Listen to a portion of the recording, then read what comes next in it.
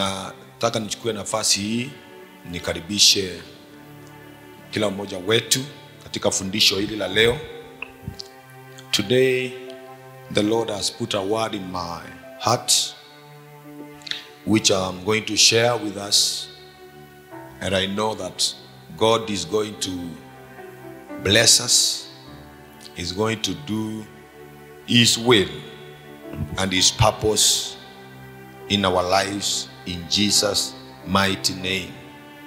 I want to speak about discipleship. Discipleship. I'm reading from the book of Matthew chapter 28, beginning from verses 19 to 20.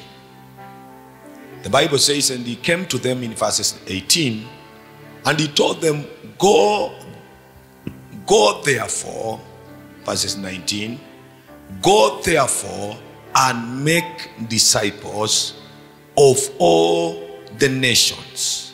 That was the command. The first command that God gave his apostles and his followers was that go ye therefore and make disciples of all nations,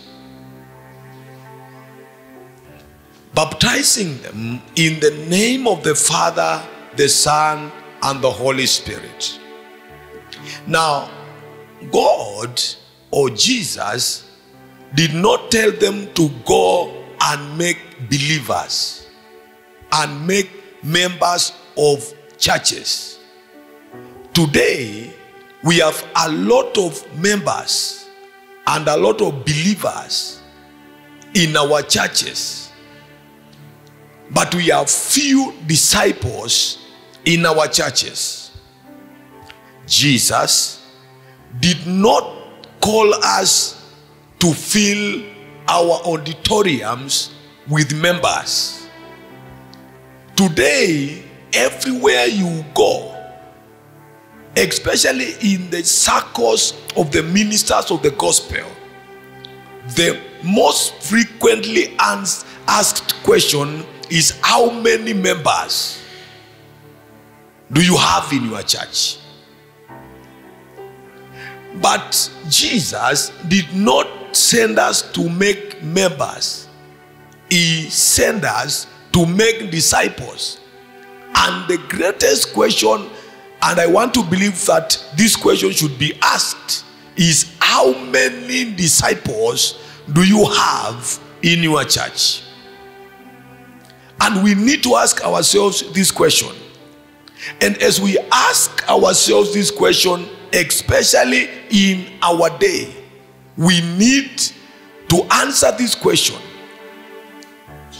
properly. Because if Jesus is going to come again, he's not going to come for members, for church members, he's going to come for disciples.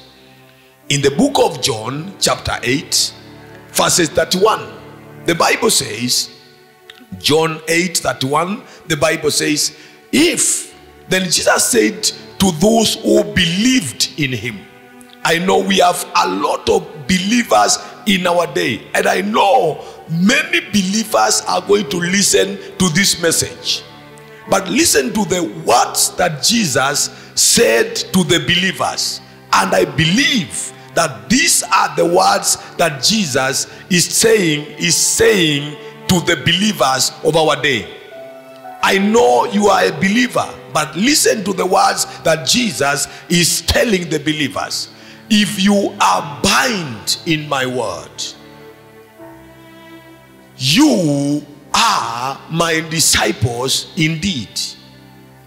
So you can be a believer who is not abiding in the word of God. That disqualifies you to be a disciple of Jesus. If you abide in my word, then you will be my disciples indeed. So a disciple is a person, is a believer, number one. And disciple is a believer. you cannot become a disciple before you are first a believer. You can be a believer and not be a disciple. But you cannot be a disciple without you being a believer.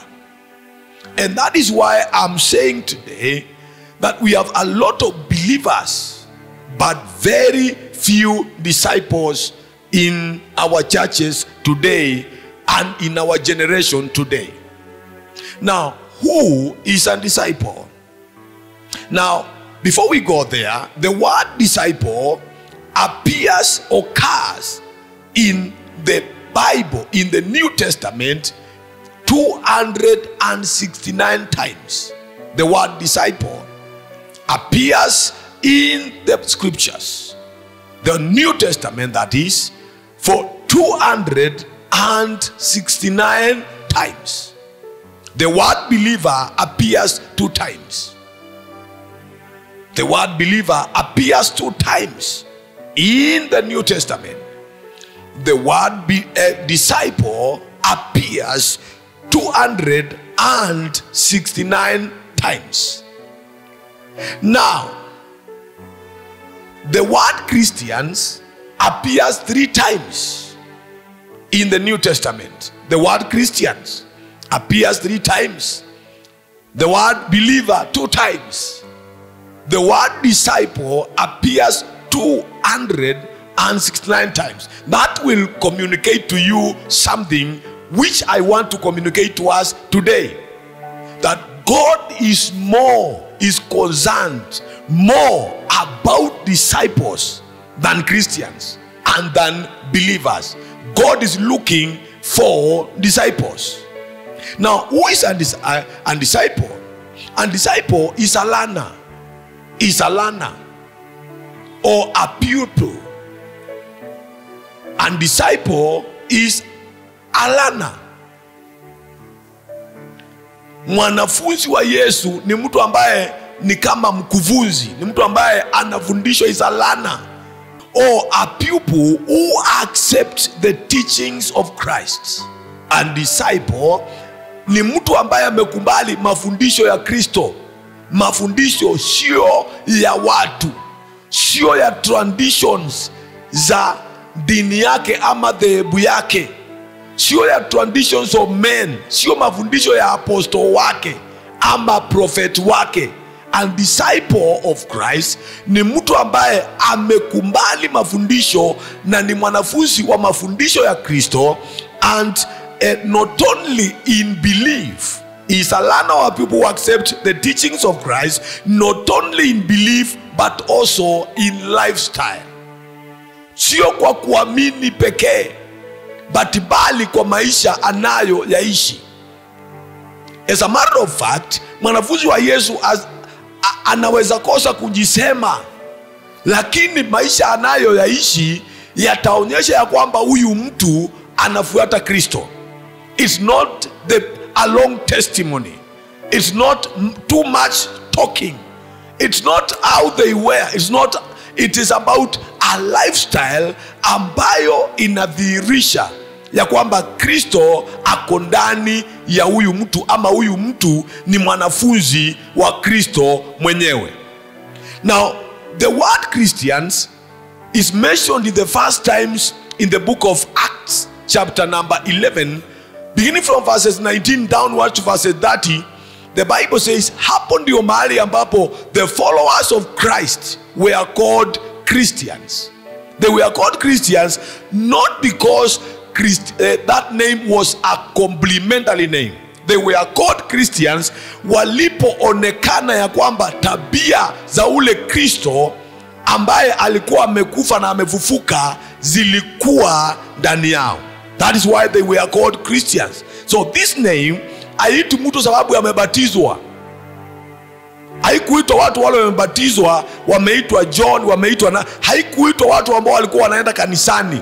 Iliitwa watu ambao walikuwa sokoni, walikuwa in their working places, walikuwa wakifanya kazi mahali mbalimbali, na walipoonekana tabia zao wakaitwa Wakristo. Hawakuitwa sababu walikuwa ni members wa kanisa fulani.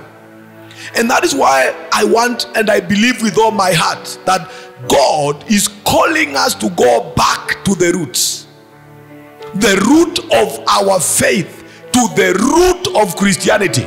Because tumeshughulikia the secondary na tumewacha the primary things ambazo ni foundational things that makes us to become strong and powerful, especially in our day, and the things that make us to become able representatives of Christ. We have left them and embraced the secondary, and that is why the church is weak. The voice of the church in our generation today is weak.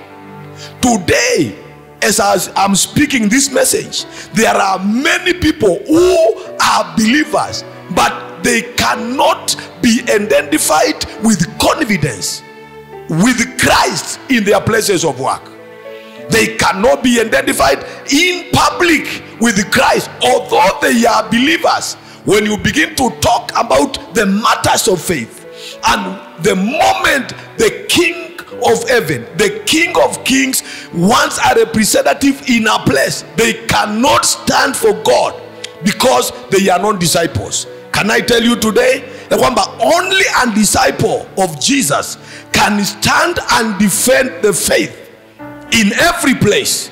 If they are believers, they will falter in times when heaven will need a representative. They will always falter.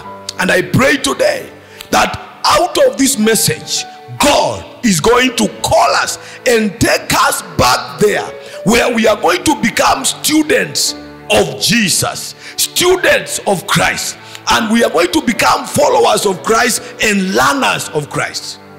The book of Acts chapter number 4, the Bible says, verse 13, the Bible says, and when they saw the boldness of Peter and John, and perceived that they were uneducated. I love this.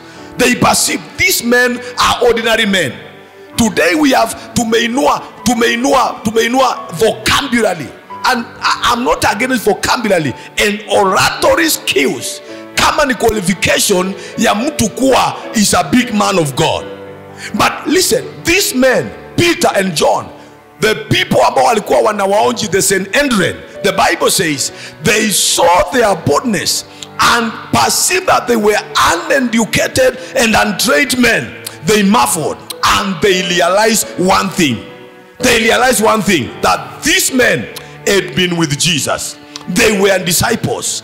That is why people could recognize. Can I tell you today, mtu ambaye akona Mungu na amekuwa na Yesu, hata kama anjasoma, akisimama akiwa na Yesu na asimame na aongee katikati ya wasomi, watajua kuna kitu ambacho huyu mtu ako nacho ambacho sio cha kawaida.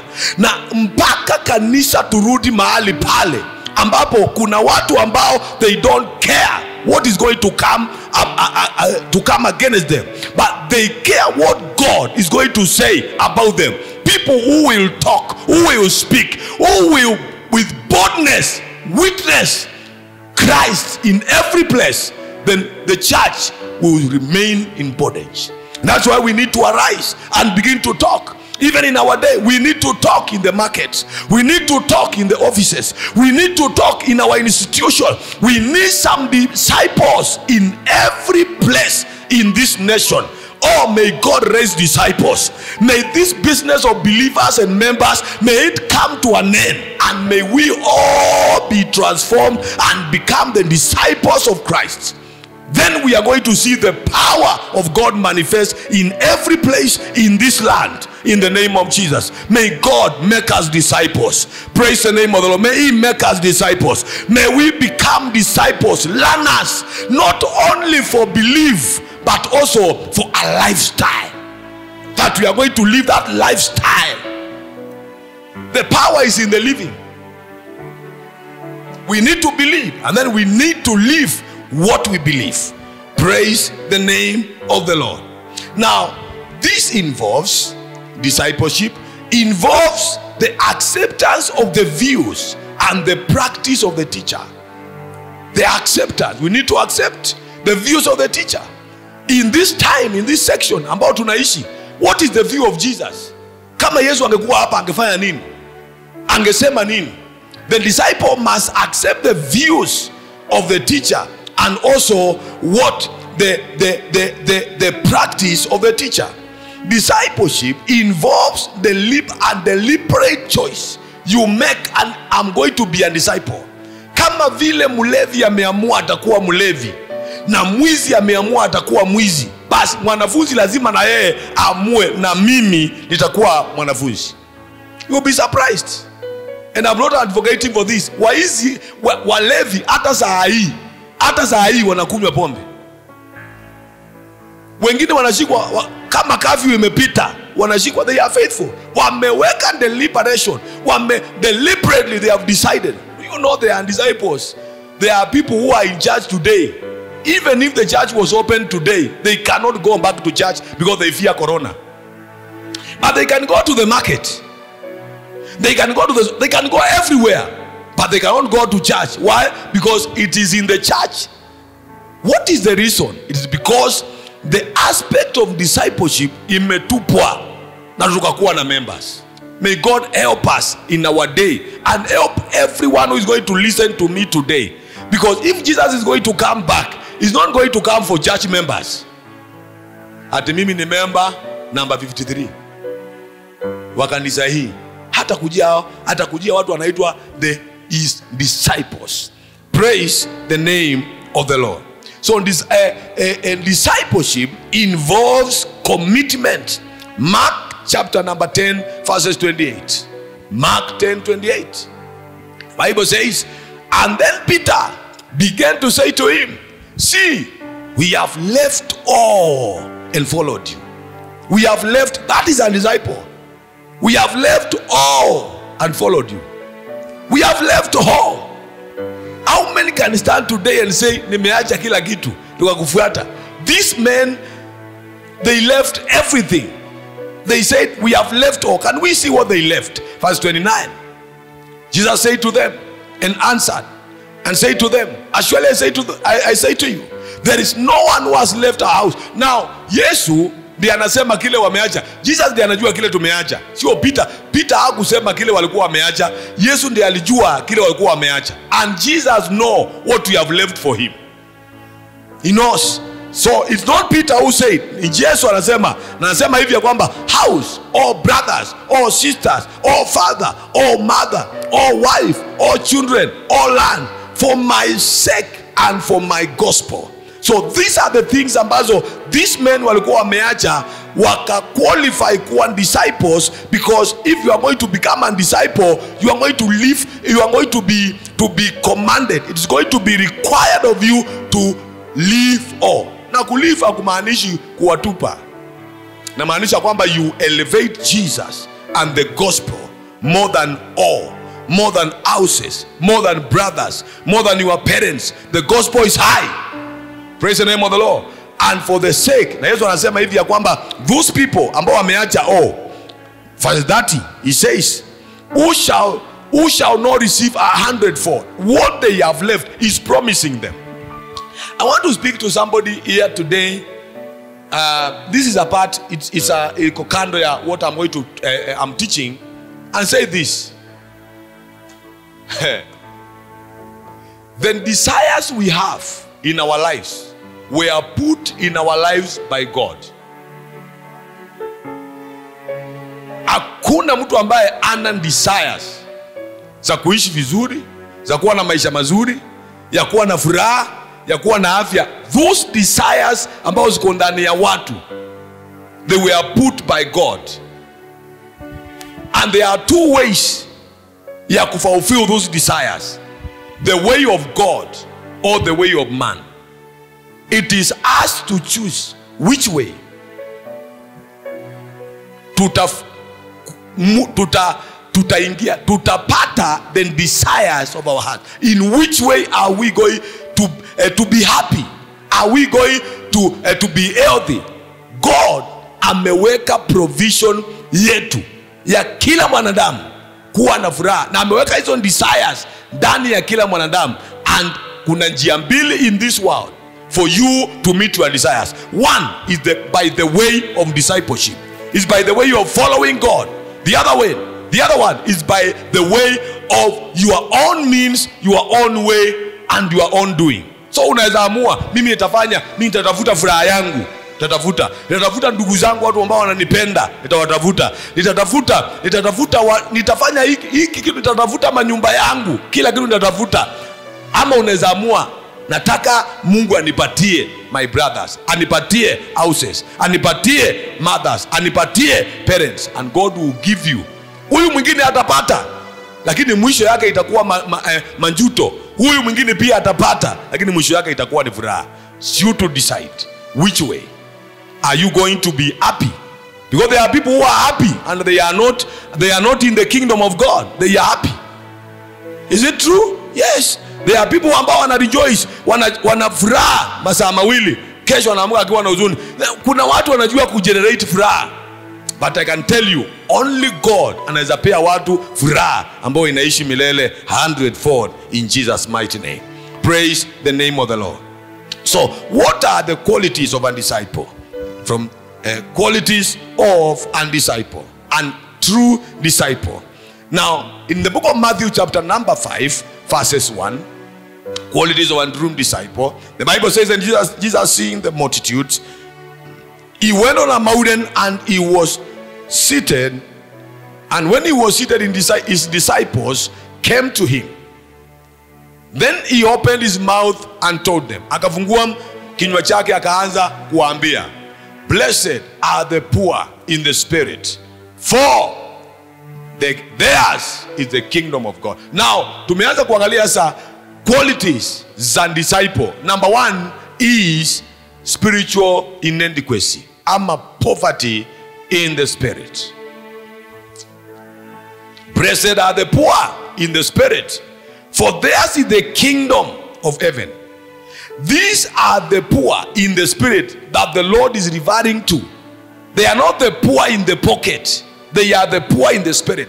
They are the people ambao wamejua ya kwamba although their pockets inaweza kuwa ni heavy, and their health is okay, and their families are okay, and everything inaweza kuwa ni okay, in their spirit they are aware ya kwamba even when things are okay, without God, without the help of God, those people are the most miserable. They know, amejua kwamba sio hizi vitu niko nazo, sio kile ambacho niko nacho that makes me happy, it is God. So in their hearts wana ile poverty ya the spirit. Blessed are the poor in the spirit, they have inadequacy in the spirit. Ndani ya roho zao kuna inadequacy. They are asking, kanisa itafunguliwa lini ile nikaombe. They are asking, every time, hata wakati huu ambao kanisa zimefungwa, they are praying, they are reading the word, they are seeking God. Those are the people ambao ni blessed. That is a quality of a disciple. And disciple ni mtu ambaye analyze their spiritual inadequacy. Can I tell you today, until you know you are insufficient, until you come into a place, into a point in your life ambapo you know ya kwamba I might be smart, I might be educated, I might have this, I might have that, but without the help of God, I am of all men most miserable. That is a disciple. That is what will make men. Utawaangalia uulize, na huyu anainua mikono yake, anaomba Mungu, analia kwa nini? Na ninaona kama ana shida, sio shida ako nayo, anatambua, moyo wake umetambua. Do you know there are poor people without anything that have no poverty of the spirit? There are also rich people ambao wako na poverty of the spirit. And disciple ni mtu ambaye sio poverty ya mvuko, ama poverty ama utele wa mvuko, ni poverty ya moyo ambayo inafanya huyu mtu, inamsukuma huyu mtu kujua kwamba I need God. Can I tell you today, we need God more than ever before. And disciple ni mtu ambaye anajua hivyo. Na utampata huyu mtu kila wakati hatafuta wakati, Akipata nafasi ako kwa maombi, ako kwa neno, anamulilia Mungu, moyo wake uko na kilio. There are people, kuna watu ambao wanafikirianga mambo ya Mungu Jumapili peke yao, because they are not poor in the spirit. Si Mungu create your poverty in us, your awareness, na hiyo poverty inakuja na awareness. Kwani hauoni saa hii hata watu, I was in a place nikasikia watu wakiongea.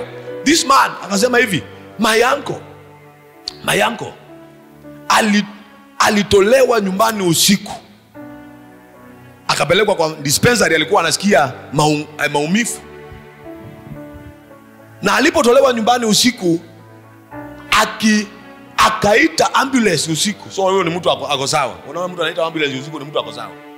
Akawa kwa ambulance na akawa kwa kila kitu, akifikishwa hospitali for 1 hour he was dead. The things ambazo zina happen kutuonyesha ya kwamba zile vitu ambazo watu walikuwa wakiona kama ni so important, there are times they cannot save. And disciple amejua ya kwamba hata niwe na nini, hata niwe nani, hata niwe nini, I need God in my life. Praise the name of the Lord. So a disciple is a person ambaye is conscious of his spiritual bankruptcy. Praise the name of the Lord. Now, nataka tujue kwamba unless tumefika mahali pale, we cannot be ideal disciples, where we know ya kwamba it's all about God. Everything concerning us, our children, it's all about God. Where we live is all about God. When tunaingia kwa gari tukienda mahali, it's all about God. So it's bankruptcy, spiritual inadequacy is one quality of a disciple, is inadequacy in the spirit. We cannot help ourselves. We can't. Even our friends and our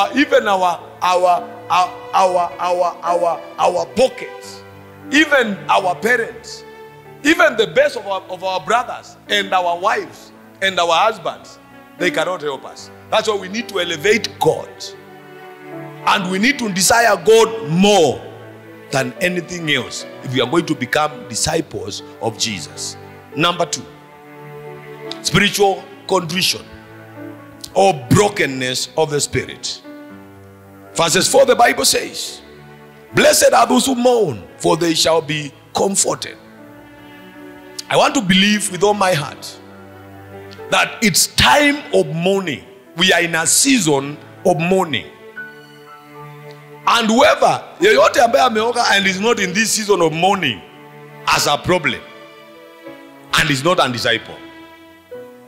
When you hear a siren, ukisikia ambulance imepiga hiyo kitu yake, it is carrying a person ambaye ako maututi. It is communicating to the disciples, to the disciple, that you need to stand in the gap. I'm telling you, I want you to listen. When you hear, wakati umesikia kwamba kumetangazwa, these people lost their lives, it should strike your heart that what is happening as a solution in God, and that should get us into mourning. When we hear ya kwamba, I saw it and I think tuliona, wakati tunaona mtoto wa class 8 anafanya mtihani akiwa amezaa, saa hiyo polisi ameshika mtoto na anafanya exam akiwa amepata mtoto usiku huo, then we should be in mourning. Now, blessed are those who mourn. Now, the blessing is not in the mourning. No. For they shall be comforted. Because when we mourn, we shall be comforted when solutions come.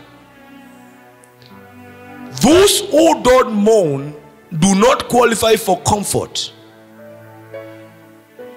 Those who don't mourn. That's why very few Christians have nothing to celebrate, because they have never mourned for anything. Blessed are those who mourn, for they shall be comforted. It is a result of it. This mourning is of what is happening when we have no strength. When you wake up and you cannot pray, when people are falling from the grace and from the faith, that bankruptcy should come. When there are things ambazo, wakati kuna mambo ambayo tunaona ya kwamba Yesu angekuwa angesolve na tunaona is not solved, the mourning comes because we see our powerlessness about what is happening. Blessed are those who mourn, for they shall be comforted.